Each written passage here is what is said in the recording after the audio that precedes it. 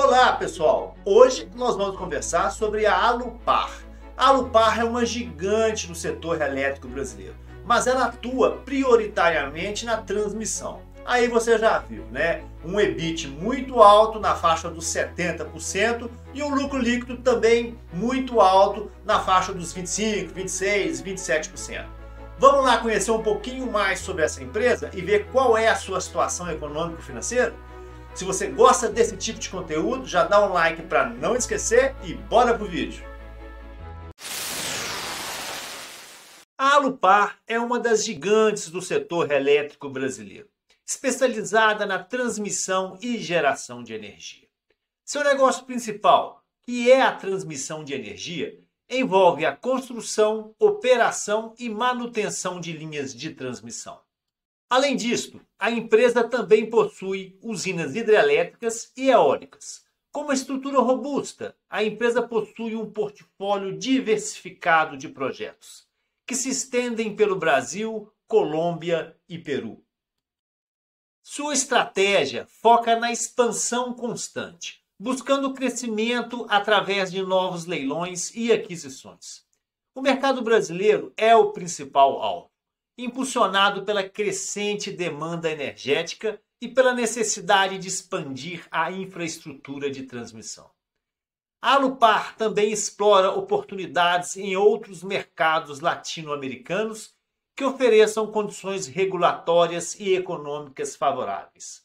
Mas vale ressaltar que a maior parte do faturamento da empresa, cerca de 96%, vem do Brasil.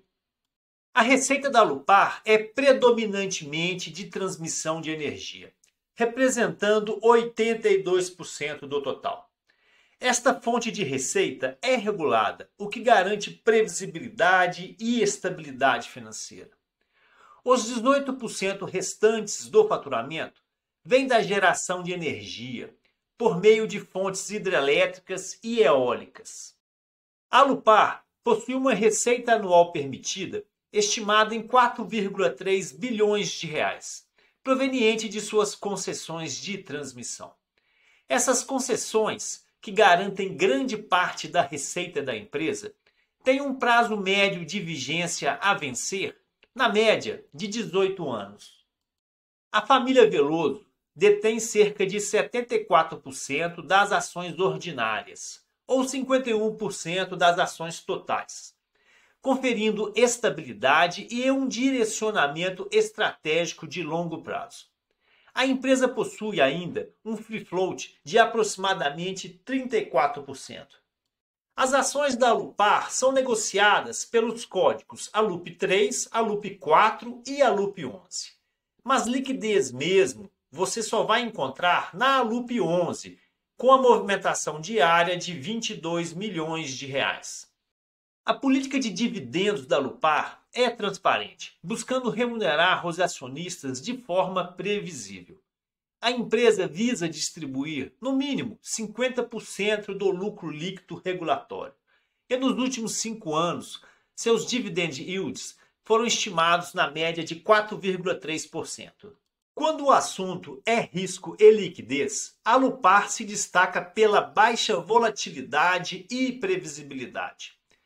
O beta da empresa é 0,67, indicando que para cada 1 ponto percentual de variação no Ibovespa, é de se esperar que as ações da Alupar se movimentem em 0,67. E a volatilidade? A volatilidade da Alupar é bem baixinha, estimada em 20%. Bora lá, pessoal, fazer a avaliação econômico-financeira da Alupar. Eu utilizo a análise dinâmica de balanços, né? E para isso eu peguei os balanços da empresa de 2020 até 2025, fiz uma reclassificação para oferir aqui os 3 indicadores da teoria, que é o capital de giro, a necessidade do capital de giro e o saldo de tesouraria. Pessoal, para começar a entender que empresa que é essa, eu peguei lá 2025 e fiz o gráfico de blocos aqui para tentar entender a estrutura financeira da empresa, né? Principalmente a questão da fonte e da aplicação dos recursos. Então vamos lá. A empresa Alupar tem um capital de giro estimado aí em 3,5, 3,4, 3,5 bilhões de reais, né? E ela tem uma necessidade de capital de giro de apenas 1,7 bilhão de reais. Então aí é matemática simples. Nós pegamos 3,4 bilhões de capital de giro, né? Esse dinheiro financia 1,7 bilhão de reais da necessidade de capital de giro e ainda sobra dinheiro, sobra 1,7 bilhão de reais e esse dinheiro fica na tesouraria, tá? Olha ele aqui, tesouraria 1 bilhão 706, aqui no primeiro trimestre de 2025, 1 bilhão 706 milhões de reais, né? Então é uma empresa que tem um saldo de tesouraria sempre positivo, uma necessidade de capital de giro que ela é positiva, né? E um capital de giro preponderante, lá em cima, algo em torno de 3,4 bilhões de reais. Então nós podemos dizer que a Alupar é uma empresa que tem uma estrutura financeira sólida, né? Um grau de risco muito baixo, grau de risco 2, né? Somente seria melhor se a necessidade de capital de giro fosse negativa, mas não é o caso das empresas de transmissão de energia, né? Então, sendo assim, a empresa tem uma estrutura de capital adequada. Vamos agora dar uma olhadinha no gráfico, pessoal, porque eu gosto de avaliar as tendências de cada um desses indicadores no gráfico, né? A análise dinâmica de balanços, ela faz uma análise dinâmica e não estática, né? Então ela valoriza as tendências. Bora lá dar uma olhadinha nas tendências desses três indicadores. E esse aqui é o gráfico, pessoal. Nós temos três equações. A linha azul é o capital de giro próprio, a linha vermelha é a necessidade de capital de giro e a linha amarela é o saldo de tesouraria. O que tem de importante para a gente avaliar quando nós pegamos um gráfico desse? Em primeiro lugar, o posicionamento. E o posicionamento das retas, ele é satisfatório. O capital de giro está lá em cima, né, num plano muito superior à necessidade do capital de giro. E isso evidencia que a empresa tem capital de giro próprio, que é a linha azul, em níveis superiores à necessidade de capital de giro. Na verdade, sobra dinheiro, né? Essa diferença entre o azul e o vermelho, entre a linha azul e a linha vermelha, ela vira saldo de tesouraria, né? Que é a linha amarela, ok? Outro ponto importante é analisar as inclinações, beleza? Então vamos lá. O capital de giro ele tem uma inclinação positiva, né? E essa inclinação ela é superior à inclinação da necessidade do capital de giro. E isso também é bom.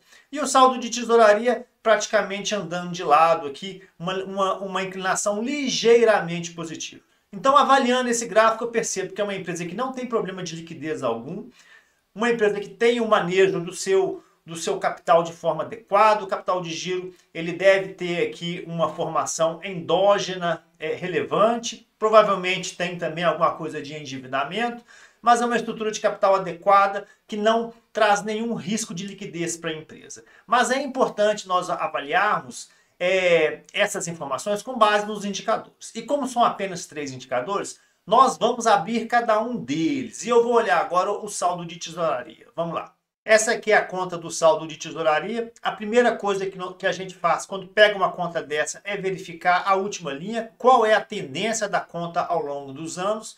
E a gente percebe que é uma conta que sempre teve saldos positivos, né, robustos, né, praticamente sempre acima de 1 bilhão de reais, excetuando aqui 2023. Né? Aqui logo de cara, pessoal, a gente tem que tentar entender se existe dinheiro de empréstimos financiando o saldo de tesouraria. O saldo de tesouraria ele é calculado por uma subtração muito simples. Né? Nós pegamos o valor que existe em caixa, mais as aplicações financeiras e deduzimos os empréstimos de curto prazo. E sim, a gente percebe que a empresa tem empréstimos de curto prazo aqui. Vamos nos ater aqui aos anos de 24 e 25, né? No qual a empresa tinha empréstimos aqui basicamente, praticamente na faixa dos 2 bilhões de reais. Tá? Mas tudo bem, ela tem também dinheiro em caixa e ela tem aplicações financeiras. Né? Então, veja vocês, 2024, por exemplo, né? Ela tinha 800 milhões de reais em caixa, mais 2 bilhões e 700 milhões de reais em aplicações financeiras de curto prazo. Né? Então, se ela pegar esse dinheiro em caixa, mais as aplicações financeiras, né? Se ela pegar 800 com 2,7, né? Ela consegue pagar os empréstimos de 1,9 bilhão de reais e ainda sobraria aqui 1,5 bilhões de reais. O lado ruim, né, que eu sempre saliento é o seguinte, para mim é um pouco ruim quando eu percebo que a empresa tem uma conta de empréstimos de curto prazo relevante, né, que são empréstimos onerosos, né, dinheiro mais caro, mas ela tem também aplicações financeiras de curto prazo, né? É um pouco complicado. Eu teria níveis mais baixos de empréstimos, né? Ou seja, pegaria essas aplicações financeiras, liquidava elas, né? Resgatava e quitava grande parte desses empréstimos de curto prazo, né? Mas enfim, isso aqui é uma decisão de gerente de tesouraria, de gestão de tesouraria, né? Mas pessoal, o que acontece? Saldo de tesouraria, essas três contas aqui, caixa, aplicações financeiras e empréstimos de curto prazo, não são contas estratégicas, né?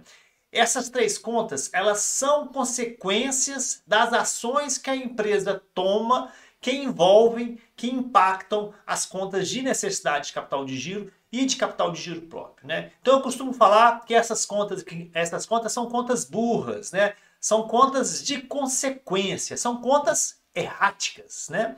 Que não são gerenciáveis. Bora ver então a necessidade do capital de giro. Pessoal, essa aqui é a conta da necessidade de capital de giro, né? E quando eu abro essa conta, logo de cara eu vou nas duas linhas verdes, que são aqui no finalzinho, tá? Aqui você tem a necessidade de capital de giro e a linha de baixo é a receita, né? A ideia é entender como a necessidade de capital de giro se comporta em relação à receita. É normal, pessoal, que a necessidade de capital de giro ela cresça em função do crescimento da receita, né? E aqui no caso da Alupar existe algo interessante, né? Vejam vocês, faturamento em 2020 batendo aqui 6,1 bilhão de reais, né? Esse faturamento em 2024 bateu apenas 4 bi, né? Então uma empresa que de 2020 para 2024 ela perdeu o faturamento, é isso? Que coisa estranha, né? Mas tem uma justificativa para isso. Eu vou mostrar para vocês mais à frente, ok? Num primeiro momento, eu gostaria de mostrar que a necessidade de capital de giro ela é crescente, ok? Saindo de 540 milhões, batendo 1,6 bi, né? E ela não tem um comportamento diretamente proporcional ao crescimento da receita. Na verdade, aqui no caso, são grandezas inversamente proporcionais, né? A receita está diminuindo e a necessidade de capital de giro está crescendo. Mas tem uma justificativa, mais para frente eu vou olhar. É importante a gente tentar entender por que essa necessidade de capital de giro ela tem valores elevados, né? Eu considero isso alto, né? Gente, uma empresa que fatura 4 bilhões de reais tem uma necessidade de capital de giro de 1,6, percentualmente eu acho elevado, né? E aí eu abri a conta, fui avaliar e me deparei com essa conta aqui do contas a receber, né? Tu perceba que a conta de contas a receber, ela tem valores relevantes, né? Agora em 2024 e 2025 está batendo em algo em torno de 2,4 bilhões de reais, né? E é praticamente essa conta que impacta na necessidade de capital de giro da empresa como um todo, tá? Porque todas as outras contas, os valores são módicos, né? Tanto as contas cíclicas do ativo, quanto as contas cíclicas do passivo, os valores são módicos, né? Se a gente olhar aqui, a única conta que tem valores acima de praticamente de 500 milhões de reais é o contas a receber. Então, é essa conta que é a responsável pela necessidade de capital de giro estar crescendo ao longo dos anos, né? E por que ela está crescendo? Vou mostrar para vocês. Vamos lá. No próximo slide. Pessoal, essa aqui é a abertura do contas a receber, ok? E quando a gente abre a conta, a gente percebe que existe uma conta aqui chamada ativo contratual de concessão. E é aqui que o dinheiro está, né? E o que significa isso? Eu dei até um print cola aqui, né? Ativo contratual de concessão representa aquele valor que a empresa já fez por merecer ao construir e entregar uma infraestrutura, né? Mas que ainda não pode ser totalmente reconhecido como receita porque o pagamento efetivo está atrelado ao serviço de operação e manutenção. Então o que acontece?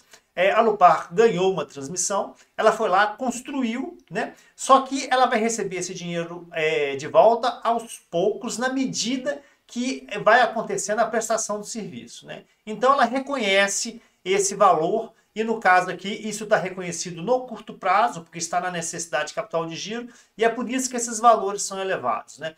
Então, isso aqui são valores que a empresa espera receber ao longo do ano, no curto prazo, e se refere ao destravamento de faturamento que ocorre na medida que ela vai operando, né, e vai fazendo a manutenção da sua linha de transmissão, né? Os valores são muito altos, mas é alto que é intrínseco à operação, né? Então não é nada que tenha uma má gestão ou houve alguma ingerência, alguma coisa nesse sentido, nada disso, né? Na medida que a Alupar ela vai cumprindo as obrigações mensais de operação e manutenção, uma parte do ativo contratual ela é baixada, né?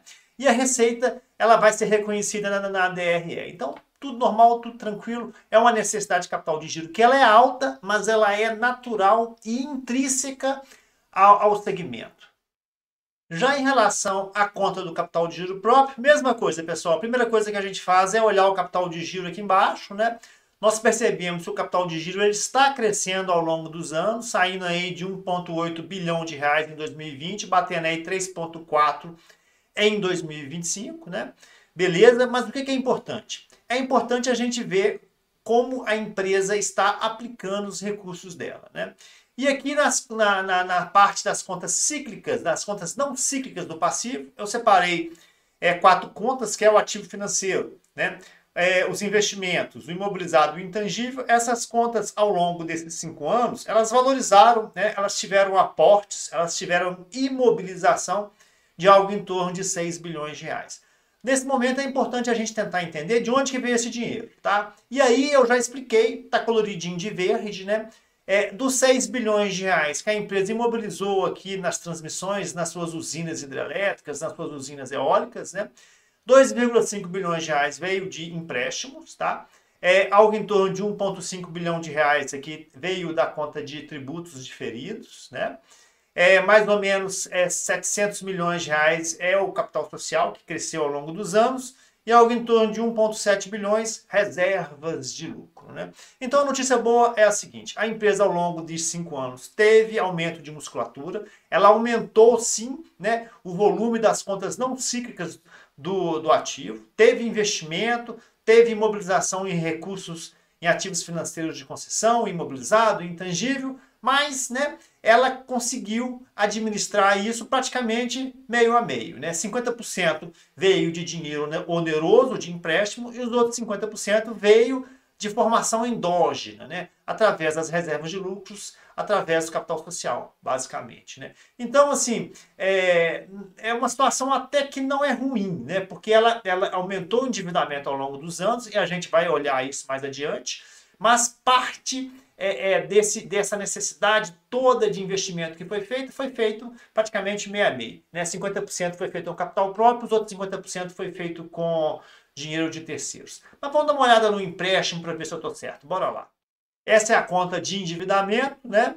Aqui o que tem logo de importante, a gente dá uma olhadinha aqui na dívida líquida. Nós percebemos que a dívida líquida tem aumentado ao longo dos anos, né? O capital de giro já tinha denunciado isso, né? E aqui ratifica. A empresa ela se endividou ao longo desses anos, né? A dívida líquida em 2020 estava batendo aí praticamente 7 bi e agora em 2025 está batendo aí 9 bi, né? Então houve um aumento de 2 bilhões de reais ao longo desses anos, né? E esse dinheiro nós já vimos que ajudou a financiar lá o ativo imobilizado da empresa. Mas aí a pergunta que fica é o seguinte, pessoal: essa dívida líquida aqui de 9 bilhões de reais é muito ou é pouco, né? Para responder essa pergunta, nós temos uma resposta que está muito relacionada com o indicador dívida líquida dividido pelo EBIT, né? E aí, no caso, vamos pegar aqui 2024, por exemplo, né? Em 2024, a empresa tinha uma dívida líquida de 9,1 bilhão de reais, né? Mas ela tinha um EBIT de 2,8. E aí, matemática simples, eu pego os 9,1 bilhão de reais de dívida líquida, divido pelo EBIT, né? E dá 3,2, né? Obviamente o indicador ele é agressivo, né? O ideal é que fosse um indicador de 1, como é uma empresa de energia, seria um indicador de 2, ok? Mas no caso aqui, beleza, dá para aceitar porque é uma transmissora que tem receitas recorrentes, contratos de longo prazo. Nós vimos, né, que as concessões de transmissão da Alupar tem um prazo de perenidade aí para os próximos 18 anos, né? Que ela tem um RAP aí de mais de 4 bilhões de reais, então é tranquilo, beleza? E aí o que que acontece? Só que perdeu qualidade, né? A gente olhando aqui, a gente percebe que de 2020 para cá perdeu muita qualidade. Pessoal, em relação à DRE, eu separo apenas 4 indicadores, que é o faturamento, o CMV, o EBIT e o lucro líquido, né? E o que que a gente vê? Um faturamento que aparentemente ele está em queda, né? Mas vocês não precisam se preocupar em relação a isso, porque teve aqui bons faturamentos em 2020 e em 2021, que é receita de construção, né? Vamos dizer assim, para simplificar, seria um ressarcimento de gastos de investimentos que a empresa fez na construção de linhas de transmissão, né? Então esse faturamento que está aqui ao longo de 2022, 23, 24, aí que está beirando os 4 bilhões, é mais adequado, beleza? O CMV da empresa é bem baixinho, na faixa dos 27%, ok? Isso faz com que a empresa tenha um EBIT alto, na faixa de 70%. EBIT de transmissora está em linha, beleza? E aí o lucro líquido na faixa dos 27%, né? Aí a gente pode analisar a questão financeira, né? E a gente vai perceber que em 2024 a empresa gerou um EBIT aí na faixa de quase 2,9 bilhão de reais, né? Teve um resultado financeiro negativo de 950 milhões e aí um lucro líquido de 1,8 bi, né? E aí, pessoal, só para colocar os pingos nos is aqui, tá? Sempre a gente tem que olhar o que é o lucro líquido total da empresa e qual é o lucro líquido da Alupar, que é do controlador. E por isso que tem essa divergência aqui, né? A empresa, num primeiro momento, ela relata um lucro líquido total de praticamente 1,9 bilhão de reais, mas depois ela relata também o lucro líquido somente da parte dela, que é de 1 bilhão de reais. E aí, por isso que o lucro líquido é de apenas 27%, né? Por quê? 1,086 bilhão é 27% de 4 bilhões de reais, né? Então, num primeiro momento, a gente olha aqui 1,8 bilhão de reais do lucro líquido da empresa. Então, isso aqui daria aí na faixa aí dos 40% de lucro líquido, né? Mas não é essa a realidade. A gente tem que separar a parte do lucro líquido que não é da Alupar, é de outros controladores, né? Somente a título aí de curiosidade, eu tive aqui a iniciativa de separar aqui a DRE de 3 anos, né? 23, 24 e 25. E aqui embaixo, na linha vermelha, mostra o lucro líquido consolidado da empresa, né? Por exemplo, em 2024 ela teve aqui 1,8 bilhão, né? Mas o que acontece? O lucro líquido da empresa mesmo foi 1 bilhão, né? Ela separa aqui o que é atribuível a ela do que não é, beleza? E isso decorre principalmente dessa tabela aqui, né? Aqui são todos os projetos de transmissão que ela tem, né? E eu coloquei aqui a participação que a empresa possui em cada um dos projetos. Então, tem muitos projetos que ela tem participação de 100%, tem alguns projetos que tem participação de 33%, 50%, 60%. E aqui quais são os parceiros, né? Ela tem o principal parceiro hoje, a Taesa, né? E depois a CEMIG, né? Principalmente lá na região de Furnas, né? As linhas de transmissão dessa unidade de geração. Então, o que acontece? Em relação à Alupar, é isso. Uma empresa ok, bem tranquila, né? Como eu disse para vocês, que tem aí um EBIT na faixa de 70%, um lucro líquido de 27%, um coeficiente dívida líquida, EBIT, né, na faixa aí dos 3,2. Beleza? Vamos fazer o fechamento do vídeo agora. Vamos lá. Então vamos lá, pessoal, vamos fazer o fechamento do vídeo e deixa eu fazer um resumão aqui sobre a situação econômico-financeira da Alupar. Sob o ponto de vista fundamentalista dos critérios da análise dinâmica de balanços, nós vimos que é uma empresa ok. Grau de risco praticamente insignificante, é uma empresa que tem um capital de giro robusto, aí na faixa dos 3,5 bilhão de reais. É uma empresa que tem uma necessidade de capital de giro positiva, mas muito bem administrada, tem um saldo de tesouraria relevante, é uma empresa que não tem nenhum problema de liquidez no momento e não prevejo problema de liquidez no médio prazo, nem no longo prazo para a Alupar. Sim, ela é uma empresa que tem uma dívida líquida relevante na faixa de 9,2 bilhão de reais, mas como ela tem uma geração de caixa muito forte, né? O EBIT da Alupar está estimado em praticamente 2,9 bilhão de reais. Quando a gente pega a dívida líquida e divide pelo EBIT, a gente encontra um indicador de 3,2. Ok, o ideal seria um indicador de 1, né? Então a dívida líquida da Alupar deveria estar situando aí na faixa aí dos 3 bilhões de reais, mas nunca é demais nós lembrarmos que a Alupar é uma transmissora de energia, ela possui contratos de longo prazo. Nós vimos que o prazo médio ainda de vigência dos seus contratos é de 18 anos, ela tem excelentes parceiros, né? A Taesa, a CEMIG, ela tem bons ativos, né? Então eu não vejo com grande preocupação esse indicador de 3,2. Se fosse em outro setor da economia, seria preocupante. Mas na área de energia, é um indicador que dá para a gente aceitar. É uma empresa que fatura algo em torno aí dos seus 4 bilhões de reais anuais, né? Tem um EBIT na faixa dos 2,9, né? E isso significa que é uma empresa que tem um EBIT de 72%. E pensar em Alupar significa pensar que essa empresa vai entregar para o negócio um lucro líquido na faixa dos 26, 25, 27 pontos percentuais de lucro líquido, né? Um ponto de atenção é sempre quando você for analisar a Alupar, você se atentar ao lucro atribuível ao sócio controlador, que no caso é a Alupar, né? Como é uma empresa que tem um volume de sócios, um volume de negócios compartilhados muito grande, você vai ter aí uma ilusão de ótica no lucro líquido.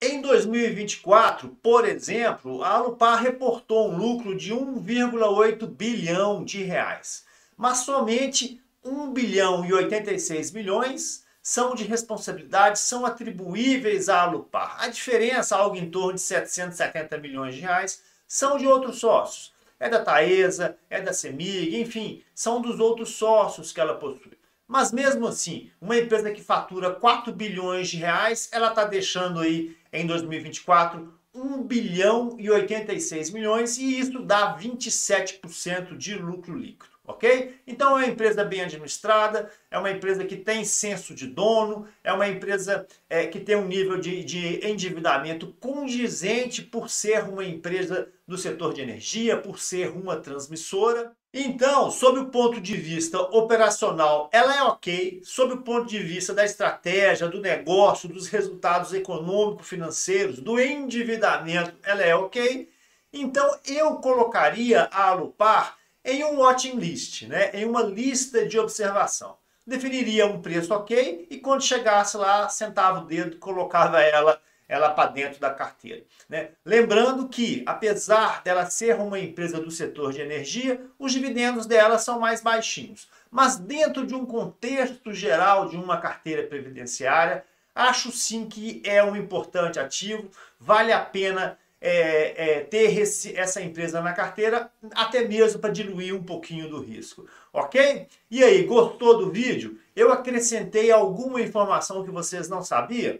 Então, a Alupar é uma empresa mais tranquilona, né? Não tem muita pimentinha, não tem muita coisa assim pra gente ficar inventando defeito. Mas é uma empresa ok. Se eu deixei alguma informação importante para vocês, já vale o like, né? Ok? Muito obrigado, bons investimentos, fiquem com Deus.